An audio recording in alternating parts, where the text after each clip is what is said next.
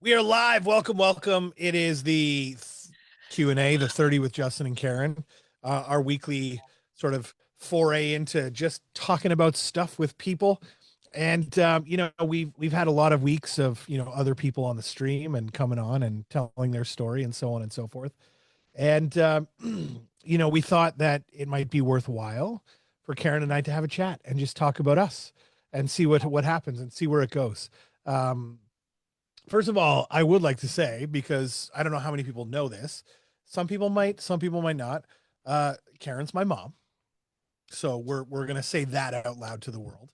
And even though there was a time when Karen used to tell me, "Don't tell people you're my son. This is business," which is great. It's cool. We're good. But I joined this team. I joined Karen and real estate in general about 22, 23 years ago now, and never really looked back. And really, everything I've learned to a point, everything I've done to a point, was from my parents, because my mom and dad both in real estate and learning from them. And so it's just an interesting kind of family business that we've kind of decided to continue to run with and roll with. And we're having a great time with it. But in the short term, what I thought we'd do is talk a little bit about the market right now, understanding a little bit about what we're doing and what's happening. And then also, just how we're kind of working with our clients to sort of make life better for them and understand what the best practices are. So I'll start with a simple question, and we can talk back and forth from here. But what is the market right now? Is it balanced? Is it fast? Is it slow? Is it what? What is it? The market.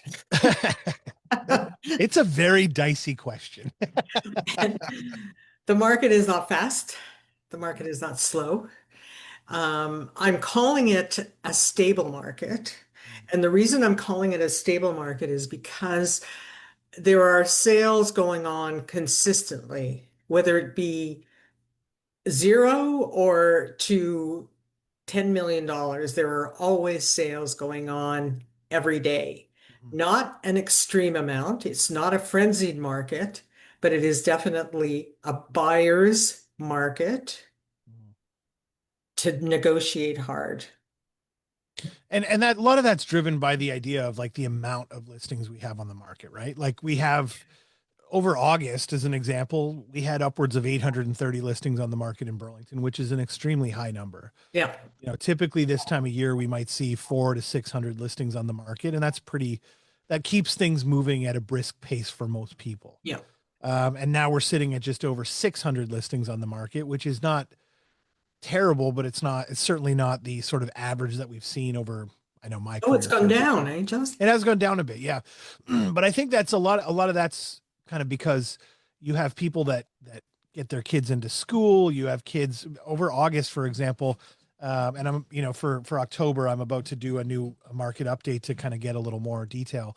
And you'll see that on our socials as we go forward. But when kids go back to school, parents have that sort of moment in between where they get them settled into school, they wait a few weeks, and then they start thinking Yeah. about buying and selling a house. But The the house, moment before school in the house August, is they're on smaller vacation. bit. Yeah. Yeah. Yeah. Yeah. Yeah.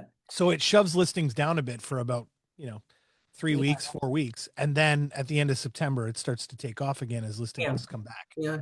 Yeah. Right. I know, I noticed there's a lot of for sale signs up, but they're up for the average days on the market is still running. When the frenzied market, it was just like 5 days and that was it. We're gone, 300, 500,000 over asking. But now, the market is such that houses will stay on the market for about 30 to 50 days on average. And but it has to be with two, maybe one or two price reductions in the intro. Okay. And that's that's a very important note because usually we let our listings sit for about 2 weeks and we'll know if there's no showings, we have to approach our sellers and say, hey guys, we've, the price is not right now. We've got to feel out the market. And no agent can tell you what your house is worth. Not one agent can tell you what your house is worth because the market's changing so much, Mhm. so quickly. So quickly, yes, but also just in general, like you don't know what one buyer might be willing to pay versus another Yeah. buyer. Yeah. So I'll give you a great example. We sold 3350 Guelph Line was a listing we sold recently, and the original list price was a little high. We all felt, and we were getting offers a little lower. Most of the offers from the investor types that were looking to build a house on this property and do something with it were under 3 million, but the one buyer that saw value in the property for what it was, Yeah. that understood the value for their circumstances, was the one that paid over 3 million for it, because they had a valuation in their brain that was like, this is what we are going to do with this property. And so they were willing to pay a little more. We had actually two or three people that offered over 3 million. We just couldn't get them, Yeah. together. One of them finally came together. So my point in saying that is every house has that one buyer. Yeah. The discussion becomes, how long are you willing to wait? So to your point, at the moment, the average days on market for Burlington for houses that are listed is something in the range of 70 to 80 days, but houses that have sold is 30 to 50 days. Yeah. So what does that tell you? Right? It tells you that those people that are priced effectively in the Hmm. market that we're in, whether it be by price reduction or the original price that they actually ask on the market, are selling the fastest, Yeah. right? And people are gravitating towards the less expensive homes in general because the average sale price in Burlington is 1.1, where the average list price as a whole is usually around 1.4. Yeah. So things that are listing higher and just sitting and sitting and sitting, the option, the tool that we use for this particular circumstance in these scenarios is a price reduction, right? Yeah. And the one thing I always tell people when it comes to price reductions is, there's I've had people ask me, well, can we reduce it by 5,000 or 3,000 or, and I Hmm. kind of go, no, because think about how people search on MLS. Hmm. They search in 25, 50, and $100,000 increments. Bottom line. So Hmm. if you're reducing your price by less than 25,000, you're not going to get to the next bracket where people are actually searching for you, Yeah. right? So you want to be under that bracket. In fact, I also heard another interesting comment. It was called like a double, I forget what they called it. The idea that you're listing at 799. If someone searches, they're searching from 600 to 800. So you're going to see that, right? Hmm. But there's another, when you go from 800 to 900, you're missing out on 799. Yeah. So there's another little interesting comment there to think that, all these 799s to be psychologically like at 700,000 instead of 800,000 Hmm. is maybe detrimental to you if you're not listing at 800 even, because you're definitely capturing the crowd below because they go up to 800, but you're not And capturing the crowd above 800. yeah. Yeah. Interesting point. Never thought of that before, saw it on the internet, thought I'd share it. It's a good, it's a good share. Yeah. So, So, so Justin, what do you think about the market? How do you feel about the market? And as a professional, what have you been doing to stimulate clients and to work with clients and to get them to the point of selling or buying?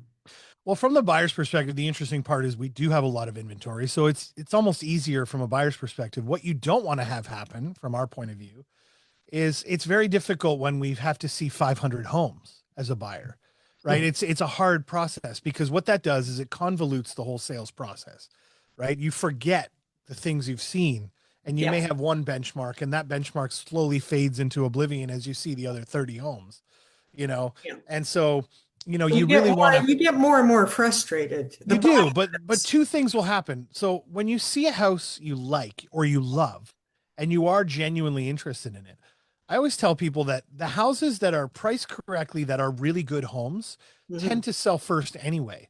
Yeah. So as much as you have time to wait and to go through 30 other houses, the question becomes, how bad do you want this house? Because other people probably think it's a nice home too. And it's likely that those best houses that you're really looking at that you want to see and buy are going to get snapped up a little bit quicker than the other houses that are out there in general, especially ones that have been sitting a while. And you may end up missing out. But the second part of it is, from a buyer's perspective, you 100% we're negotiating hard for buyers right now. Like we're not going in a few thousand under asking unless it's a brand new listing, I suppose. But we're really working to try to get our buyers really good deals, because this is the market of negotiating, Hmm. you know. And the one thing I really hate about negotiating right now, when I negotiate with like third party realtors, I love other realtors, don't get me wrong, but when someone calls me and says, or texts me or emails and says, or even a client emails me and says, I don't want to go back and forth 40 times, right? I just want let's get to the no, just no. That's not how this works. A negotiation is a negotiation for a reason. And our job is to help you. We had a gentleman recently who, if you recall, we had an offer in on his property and they said, oh, we'll just take that price. We're good with that price. And I said to him, you know what, guys? If we go in a little bit higher, we have to sign it back anyway because we had to make a couple of other administrative changes to the offer. Why don't we just go in with a little bit more money and see if they accept it? And what do you know? They accepted it, right? So this is a very negotiable time right now where we have to push hard for our buyers and negotiate hard for our sellers at the same time, Yeah. right? And push it to the nth degree. And I know you've said to me for years, don't walk away from offers. Let the other party make the other party walk away from the offer, because then you've pushed it as far as you could possibly push it, Mhm. and you're forcing them to walk away, which means you've done everything you can to try to get this deal together, Mhm. right? So it's an interesting time where negotiation is the biggest thing. Back and forth, I tell people that negotiation is where you make your money. Yeah. As a buyer, it's where you get your best deal. As a seller, it's where you get the most money out of people, you know. And I'm not shy about $5,000 up and down on an offer. Forget it. I'll do it if it means you make a However, little more yeah, money. and you know what, Justin, that's a good point, and I'm going to tell you why, is because I think buyers, are shy if the house is listed, and I'm going to say, let's say the house is listed at 3.5, and the buyer only thinks that it's worth because the property around has sold for anywhere from 2.5 to 2.8. So I don't think that property is worth 3.5. Well, let's put it on paper.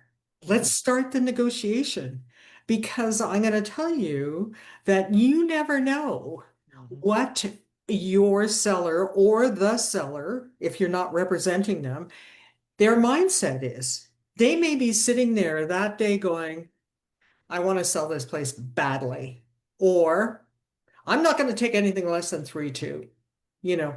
So you don't know. And so when you start that back and forth negotiation, that's when the excitement starts. And that's when people start saying, you know, maybe they'll pay that, or maybe they won't pay that. And so you have to build that momentum. You have to, as an agent, as a professional, and if you're representing a seller or a buyer, that's what it's all about today. In the frenzied market, we were order takers. Mhm. We were order takers. I Mhm. would say, how much do you want to pay? This is okay, here you go. But And that's where this one shot deal comes from. That's where people are coming from when they say, "Oh, just bring me your yeah, best offer." but it's not a one-shot deal I anymore. know it should never be anymore right Yeah, now. and I want to impress upon buyers out there that it is not a one-shot deal anymore. And try your offer, open the process of putting in that offer and saying, this is my starting offer, and this is what I think we should be paying. So how do you feel about that? Especially with the terms, as long as it's not conditional on sale of a property. Now, we can talk about that. 1 second, I want to say one other thing, and then we'll jump into that because that's a really great point. So what I wanted to say was, and also don't get emotional about the first offer. Oh, So if you're a seller and you get a really low offer, this is happening every day right now. So if you sit there F off, and you throw them out the door. And you said, I actually had a guy one time when I offered, this is probably 20 years ago now. I brought him an offer and it was a fairly low offer. And he came out the front. This is when we presented in person. I presented the offer. I standing outside up against my car, and he walks up to me with the offer and flings it in my face. Papers went everywhere. I've never had that happen since, nor before that. And subsequently, when I saw the guy when he retired, and I went, "Hey, do you remember doing this to me?" And he goes, "No." And I go, "Well, you did." And I was kind of being tongue in cheek about it, but he goes, "You know what? I'm so sorry. Like that was a different me at the time, you know." So anyway, long story short, never get emotional, because one thing that again, I learn everything from my parents, right? So Karen has taught me a lot. The first offer is a shot across the bow, just to see what the seller or the buyer is going to do. Whether it's the first offer from the buyer back to up to the seller, and then that sign back to the buyer, that first offer is just like a positional offer. Here's where we are. We're starting the negotiation. It's the second round where you start to see their true colors as to where they want to end up, right? So buyer offers 800,000, prices, properties listed at 950. Seller counters back at 920. Cool. So, buyer jumps up to 875. What I would learn from that as a seller is I'd go, you're probably not getting them over 900. That's just my thought. You might, and you try for it, but you might take a few rounds, but you might not get him over 900. But you would know if he came to 890 or even closer to 9, he might be coming over 900. So you can make assumptions or, educated guesses based on people's scenario, but you can't do it on the first offer. And if you never get into the second round, you might as well not have offered in the first place. Yeah. Right. So go ahead. I want to add something here. Justin always says he learns from his parents and his mother and his whatever. And I got to tell you that since I've been with Justin last October, when we formed this partnership, and we went through a few changes, etc. But I got to tell you that I have learned so much from Justin in this market and how to do business in the new way and technology. And so I'm so grateful for having, or first of all, for being a real estate agent in today's world, because this is an amazing time to be a real estate agent. It's fast, it's quick, it's wonderful. The people you meet they're amazing. It's an incredible business. So I just want to say thank you, Justin. Well, I And appreciate that. I do what I can. And so on the other note, we were going to talk about conditional on sale. Yes, I just wanted to get You, back there you, too. Yeah, for sure. you talk about that, because a conditional on sale to me, and in one sentence, it's a reserve bid on a house. And if you're going to accept a conditional on sale, you're lost. So as a seller in this market, it becomes very dicey, because the other property, depending on what it is, there's a lot of unknowns, right? Properties are sitting on the market for a lot longer. Sellers are still being stubborn with their pricing and a little too high with their prices and sitting too long. And as a seller, it actually knocks, like, people won't come and see your house if there's a condition on sale on your house, right? Because the real estate agents know this, and they will look at it and let the buyers know, hey, there's a condition on sale on this house. Do you really want to go And they view it? won't show it. They won't show it. So there's a few negatives to it. First of all, you're better off leaving it not conditioned on sale, potentially even lowering the price a little, quite frankly, and continuing forward from there to try to secure a firm offer. But you're not wrong. It's a reserve bid. And as a buyer, the position it puts you in is dicey as well, because you have to be very careful, because one, you have to have your house ready to sell, right? Like, it has to be either on the market already or ready to go within a few days, because that time between the time your offer is accepted and the time your house goes to market is wasted time. So a lot of sellers won't even look at it if it's like, oh, well, our house won't be on the market for 2 or 3 weeks, right? So they just won't even look at it. That being said, you're right. Reserve bid. You've put all that effort in. You've transferred money for deposits. You maybe have done home inspections. You've paid for that. And then someone else comes along and offers, and then you have to walk away because you haven't sold your house yet. See, my mindset about real estate, housing, and sales is, and it's kind of a tricky mindset because a lot of people have come to me and said, my house is priced right, it's just not selling. And I love that comment because my argument back would be, yeah, but if we listed it for $1 today, would it, do you think it would have sold? Well, yeah, of course. So it's always going to be the price. There's never anything else. If you want to stand out from the crowd of the other 700 listings on the market in your area, or in Toronto, for example, the other 6,000 condos for sale in the market in Toronto, Yeah. you lower the price to a point where people have no choice but to look at yours first because they're like, look at all these at 500,000. Oh, this one's at 480 or 450 below everybody else. Well, that's interesting. Let's go see that one first because it's the most valuable, like the And most value in the and property. that's what we did. That's what I just did. I sold a condo this morning, Mhm. and that's what we did. We in Milton, there are some, I don't know how many hundreds of listings as far as condos because there's new buildings going up and they're Everywhere. beautiful. I mean, Mm, they're beautiful condos. yes. Yeah. But you know what? We chose the one that was the best deal on the market and we got it. Mm. So all I'm saying is that, and all Justin is saying is that, yes, that's exactly what the buyers are looking for. By the worst house on the best street, or by the worst price, or the best price on the worst On, street. the, on, I on a don't nice know. street. No, yeah, yeah, yeah. Whatever. It's just you have to be aware of what the sales are, what's going on in the market to buy. And it's easy because the computer is sitting right in House Sigma has everything Yeah.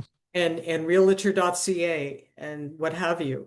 Mhm. But Not a lot of people know this, but realtor.ca now has sold prices on there too. yeah. You can go in and check sold prices in there as well, which is Oh, kind of I cool. didn't know that, Yeah, Justin. no, the idea of the condition on sale really sort of falls apart when you start really understanding the market as a whole and how long things And are there's sitting. solutions that we have Yeah. for you to list your house and not be nervous about not finding a house and be nervous about finding a house because you know what? We have solutions. We have fantastic solutions for you to be able to sell your house and move happily into your next house and find a house. You've got long closing dates. You've got reverse conditions. There's all kinds of things that we can work with you on because we're very seasoned. That's the nice part about it. Well, also, I mean, I go by history and historical data to allow for, and of course, there's always outliers in individual situations, but I can comfortably say that in the years that I've been working in this industry, I've never had anyone go homeless, for one. And and even if we've been down to the wire, I've Sure. never actually had someone that has owned two homes for a long enough time that makes it uncomfortable. Right? So we plan for all the pieces, and I think that's part of the process is understanding A, the market, B, what you can do with your house and the options that you have as a sale when you're selling, but understanding the idea of here's what we need to do in order to move forward from here, and here's the plan moving forward. If you understand the plan, you understand the concepts that you can use to be able to allow yourself to move forward, and you're not greedy, right, within the framework of the market you're in, because that's a major part of it. People are stuck on a price, they won't reduce their price. We don't choose the pricing. We don't determine. We don't look at it and go, it's 500,000, therefore it's 500,000. We give you our best estimate of what we feel that is the best place to sell it at, and then we adjust from there. But if the house isn't selling, it's always going to be price. You work towards that goal. But if you've got this condition on sale connected to it, you have to be more flexible.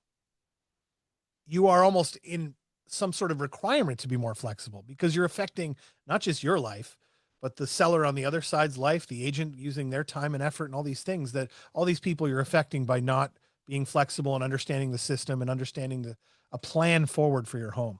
Simple as that. So we always say in our business, we like to deal with willing sellers. And so here's my point.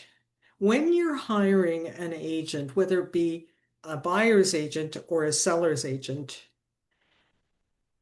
always deal with an agent that is honest with you, has integrity, is seasoned, and has a really good background as far as success rate, ask for their credentials and their testimonials because that is the only way that you're going to move forward happily. I have, and that is it in a nutshell. People come back and come back to us constantly.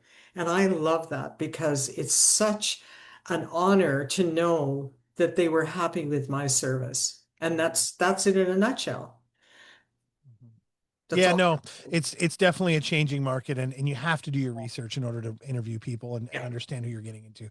Because I'll tell you right now, and we've had this discussion over and over again, like I watch real estate videos daily because I like And he to try to, does real estate and I videos. do great real estate Fabulous. videos, I think. But I You're think the fabulous. one He's thing that makes me becoming a laugh, star, by the way. whatever. He's But the one thing that makes me laugh about real estate videos right now is that when a trend starts to happen, everybody jumps on board and nobody thinks about doing something different. They just think about trying to do the same thing that everyone else is doing. So if I have to hear, for example, let's go take a look another time on a real estate video, I'm going to strangle myself or jump off the top of my roof because I'm so tired. Like you have to be different. Everybody's script is the same. Welcome to 123 Main Street. This is a 4-bedroom, 3-bathroom home in the heart of Burlington, Ontario, steps to all the amenities, blah, blah, blah, blah, blah. Let's go take a look. First of all, most houses are steps to all the amenities because that's how they're built for the most part. Unless you're in the country away from all the stuff. In the city, everything. You could walk out your front door, walk down the road, and there's usually grocery stores pretty close by. So it's not that big of a thing. Almost every house has natural light because almost every house has windows. So if you keep saying, look at all the natural light in this room, I'm gonna die. Right. And so like there's all these things that people say. So how do we differentiate? Genuinely speaking, from a listing standpoint, you want your house to feel different, be different. What do? We market. What is the crux of marketing when you watch Coca-Cola or Nike or any of these companies marketing their homes? It's all about lifestyle. They're Mhm. wearing the big glasses, having a great life, dark glass out in the sunshine, hot chicks, hot guys, all the things. It's a lifestyle thing, right? You're always selling lifestyle. How is your life going to be better by having this product? So why aren't we doing the same thing with our houses? Why do we sit there and go 3 bedrooms, 2 bathrooms, blah, blah, blah, blah, close to all amenities, the same bullshit every time, over and over and over again, instead of talking about how there's room for your kids hockey bags, there's room for this and the reality of this in this I've scenario, got right? one because I was sitting in a house the other day and it was in the country. And the first thing the daughter asks is, do they have DoorDash who deliver here? And I went, oh, I never thought of that. But that's true, isn't it? It's DoorDash if DoorDash, because we're so used to having delivery. It's, And you know so, what, that's a great point. There are some parts of the areas that don't have delivery for certain things. well, in that area, they didn't. Really? That's Yeah, because interesting. she checked. I was I so, didn't know that. I didn't know that yeah. was a thing So nowadays. I said, well, I said, maybe there's a pizza place that really does deliver. And she said, let me check. And she found one place that would deliver to them. I couldn't So believe. she'll be eating pizza for the rest of her life, basically. But it's all the modern conveniences. I Yeah. don't think I don't want to leave the house. I don't want to go to a restaurant. I want DoorDash to come to me, you Yeah. know? But But understanding and knowing what the lifestyle in a particular home is like is really the most important thing. yeah, Selling that lifestyle is the most important thing. People more than ever are buying, products, whether it be houses or, shirts or glasses or whatever, shoes, cars, based on the lifestyle and how it makes them feel, right? These yeah, glasses make me feel good. This sweater makes me feel good. It makes my arms feel big. Those are the reasons why I buy these things. In fact, I would actually even love it if a like a Lululemon type company said, check it out. Even the skinniest guys can feel like they have big arms in this sweater.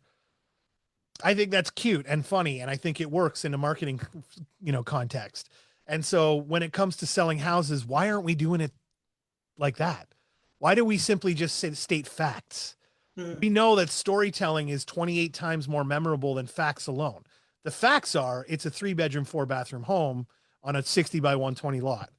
The reality of it is it's a machine for building families, right? It's a space to love and grow and have birthday parties around the island and all the things that you're going to do with your family.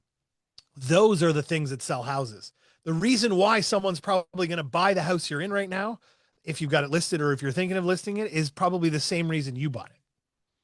So Yeah. tell your story. And don't forget the neighbor, the neighbors. That's a really great point.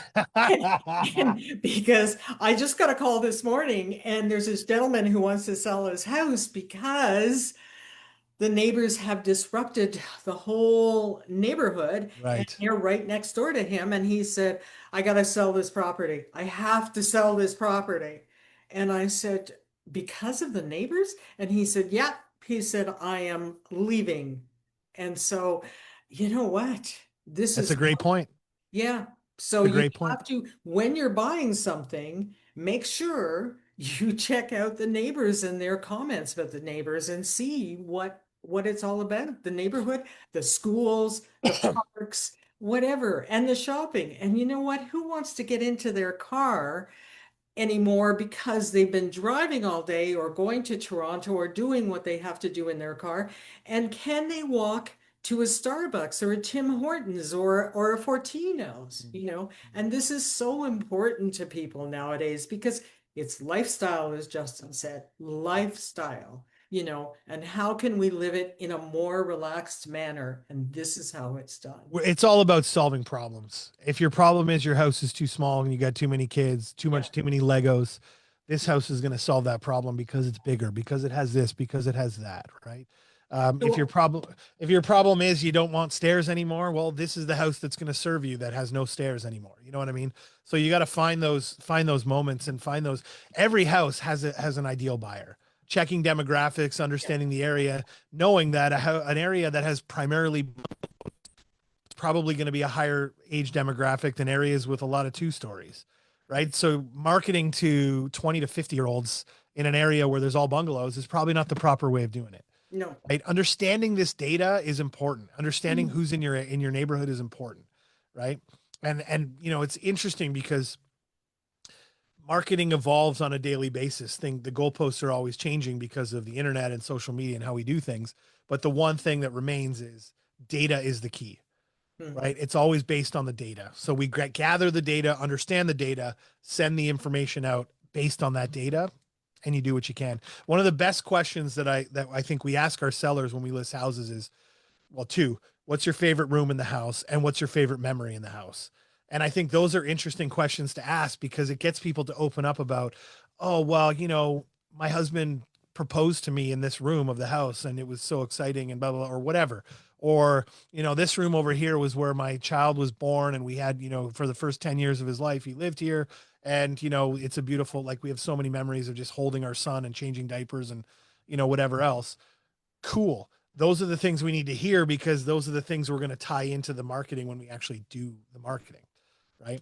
So it's very interesting in this market to We we differentiate yourself. we can talk forever, but Oh, what we would like to do next time is probably have questions come at us through Facebook so we can yeah. answer them. But we have to go because we have our next evaluation. We're pushing on time. Yes, we are. We're pushing on time. We have to be there, and we're going to look at an 13-acre property. So I really, really love the idea of people texting in or calling in or whatever it is, chiming in to ask questions because we would love to know what your questions are, what your queries are. And we can do this again without a guest and answer your questions. So there We you go. will. We will for sure. Okay. Well, thank you everybody for watching. It's been an interesting one and always fun to chat. And we'll see you again next week. We got some more real estate, I think, coming next week as well. Just so Okay. you know. See ya.